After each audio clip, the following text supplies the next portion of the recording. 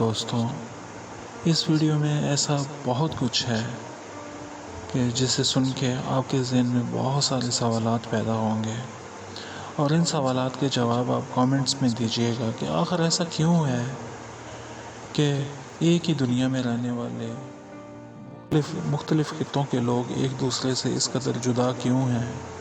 ایک طرف انسانیت ہے، ہمدردی ہے، رحم دلی ہے، اور دوسری طرف بے حسی، بے حیائی، بے غیرتی اور سنگ دلی کے ایسے مناظر کہ جو دل تڑپا دیتے ہیں، اور انسان سوچتا ہے کہ کیا ایسا کرنے والے واقعہ انسان ہیں یا پھر انسان ہی نہیں۔ سوات حسین ترین قدرتی نظاروں سے مزین قدرت کا ایک شاہکار، جہاں ایک بار آپ چلے جائیں تو واپس آنے کو دل ہی نہیں چاہے گا، آپ واپس آ بھی جائیں تو دل وہیں رہ جاتا ہے۔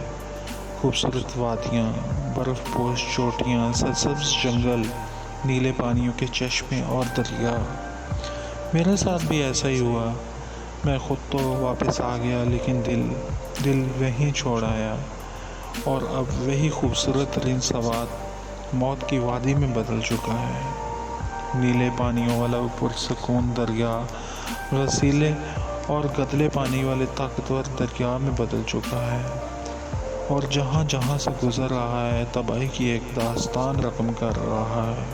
چھوٹے چھوٹے مکانات، دکانیں تو اس کے سامنے کچھ بھی نہیں، اس نے تو بڑی بڑی عمارتوں کو بھی لمحوں میں تہس نہس کر دیا۔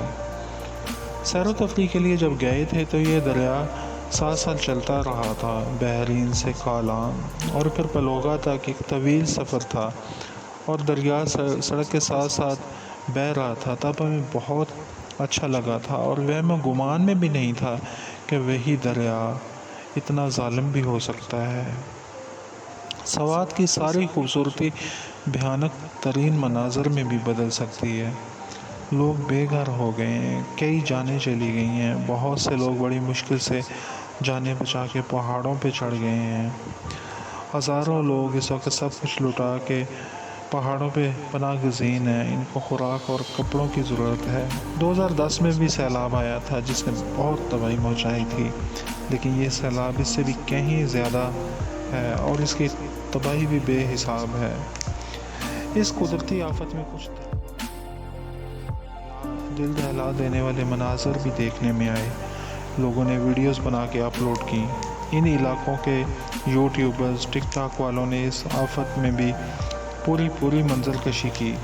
ایک ویڈیو میں 3 مرد اور ایک عورت پانی کے تیز ریلے میں ایک چٹان کو تھامے کھڑے تھے۔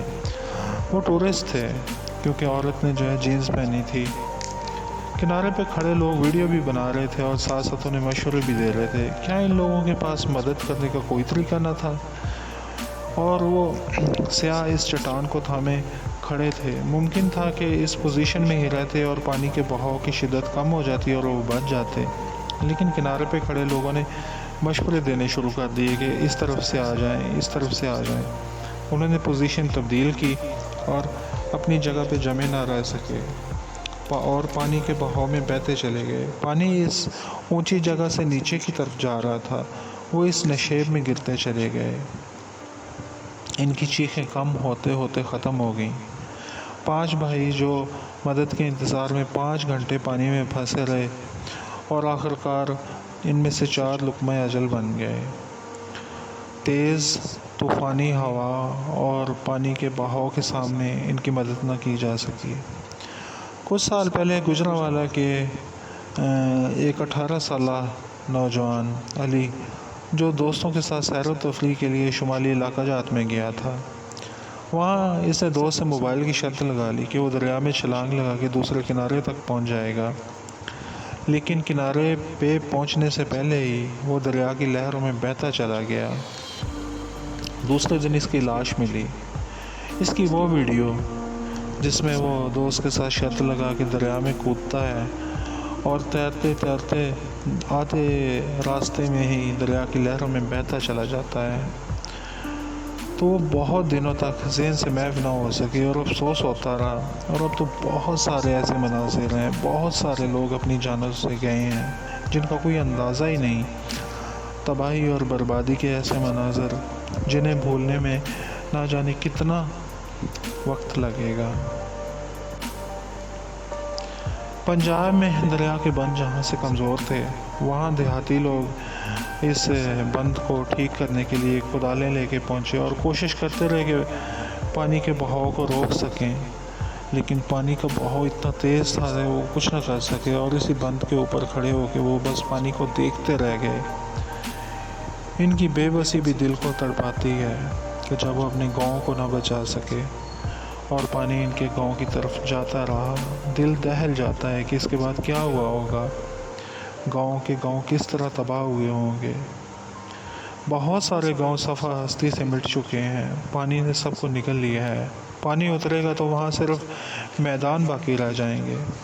ان سارے واقعات کے افسوسناک پہلو یہ ہیں کہ ہم میں بہت سارے ایسے لوگ موجود ہیں جو بے حسی کی انتہاؤں کو چھو رہے ہیں۔ ایسے لوگ ان مناظر کی ویڈیوز بناتے رہے، بجائے ان لوگوں کی مدد کرتے۔ انہیں ویڈیوز بنانی کی پڑی تھی کہ ویڈیوز بنا کے اپلوڈ کریں اور ان کی واہ واہ ہو جائے، ان کو ویوز ملیں، ان کے پیسے بنیں۔ لوگوں کی جان کو بچانے کا جو فضیلت ہے وہ ساری انسانیت کو بچانے کے برابر ہے۔ لوگ مرتے رہے اور وہ انہیں بچانے کی بجائے ویڈیوز بناتے رہے۔ بے حسی کی داستانیں پنجاب میں زیادہ ہیں۔ پنجاب میں جو کیمپ 4,000 روپے کا تھا وہ 8,000 روپے کا کر دیا گیا۔ مصیبت کے اس وقت میں بھی لوگوں کے دلوں میں خوف خدا اور رحم نہیں ہے۔ منافع خوروں کو لالچ نے اندھا اور بہرا کر دیا ہے۔ مصیبت زیادہ لوگوں کی مدد کی بجائے وہ ان لوگوں کے لیے بھی مشکلات پیدا کر رہے ہیں جو ان کی مدد کر رہے ہیں۔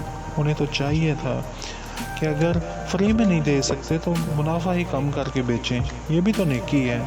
لیکن نیکیوں کی یہاں کسے پرواہ ہے؟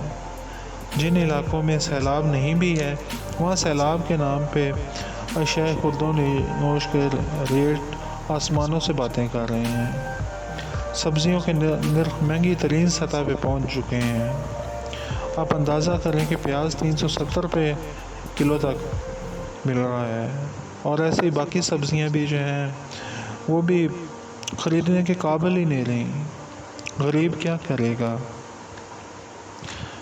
فوڈ پرائس کنٹرول کی ٹیم نے چھاپا مارا سبزیوں کی مارکیٹ پہ اور منافع خوروں کو پکڑ کے لے گئے، لیکن 2-3 دن بعد سب واپس آ گئے اپنی جگہوں پہ اور پھر سے وہی مہنگی سبزیاں بیچنے لگے۔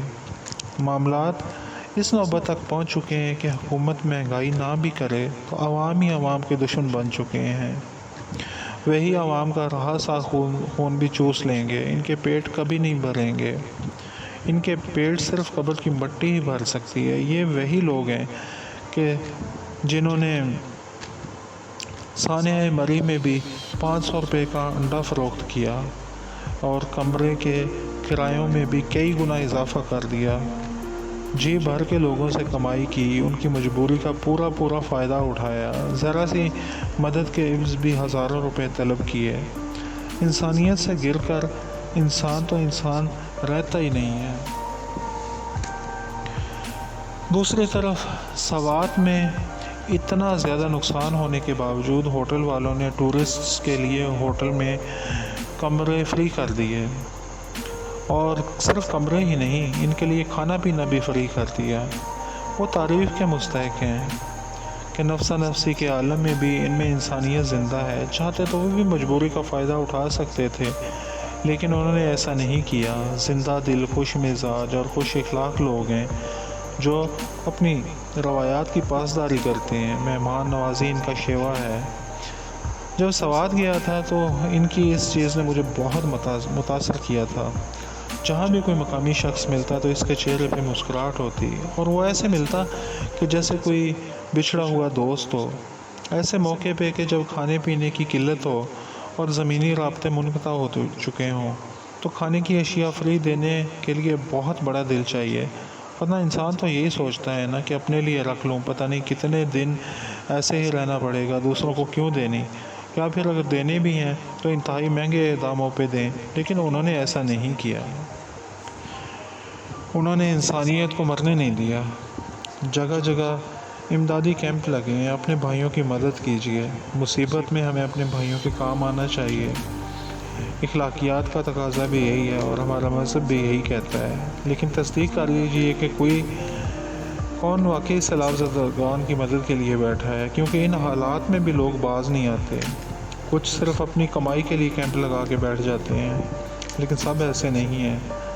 وہ لوگ بھی ہیں جو پوری ایمانداری کے ساتھ سیلاب زدگان تک سارا سامان پہنچاتے ہیں، ایک ایک پائی پہنچاتے ہیں۔ آپ محفوظ ہیں تو اللہ کا شکر ادا کیجیے اور ان لوگوں کو ضرور یاد رکھیے جو بے یار و مددگار کھلے آسمان کے نیچے مدد کا انتظار کر رہے ہیں۔ اللہ اس مشکل وقت میں ہماری مدد فرما اور سیلاب کو ختم فرما، ہمارے گناہ بخش دے، ہم سب کو مصیبتوں سے محفوظ رکھ اور خاص طور پہ سیلاب زدگان کے لیے آسانیاں فرما۔ آمین۔